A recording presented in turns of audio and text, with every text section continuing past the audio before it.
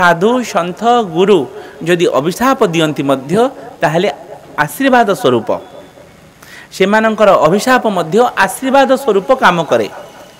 जेते पुराण देखंतु सबु पुराण रे उदाहरण स्वरूप जेते साधु सन्थ अभिशाप देइछंती जहाकू अभिशाप देइछंती से अभिशप्त व्यक्ति भगवान हाथ में उद्धार होइछंती भगवान को दर्शन मिली ताहले केते बड़ भाग्य नुहे। साधु सन्थ मानकर सीधा आशीर्वाद हैला ना अभिशाप हैला। तेणु कहले कोपे बर तपे बर जदि साधु सन्त आशीर्वाद दे दियंती बर एवं जदि कोप करिकी अभिशाप मध्य दे दियंती बर। बुझीगले शंका मोचन हैला। सुखदेव गोस्वामी चरण को परीक्षित जी महाराज शंका मोचन करबा पई कहिथिले ना कोपे बर एवं तपे बर।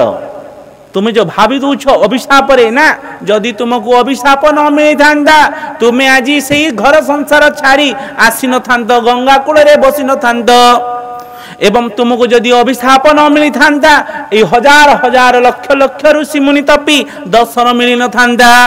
आज जदि अभिशाप न मिली था ताहले तुम्हें सद्गुरु पाई पारि न था किंबा कृष्णंकर कथा सुनी पारि न था। बोलिए भक्तवत्सल भगवान की।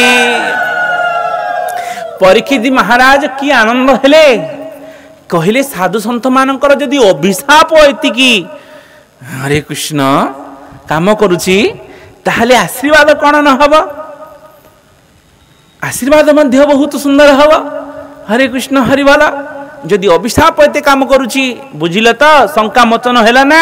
साधु सन्थ मानक दोष दौथल तुमर खंडन हैला तो शंका ना। आज्ञा आज्ञा आज्ञा आ भूल रे केबे मध्य नुही कोपे बर तपे मध्य बर साधु सन्थ मानकर।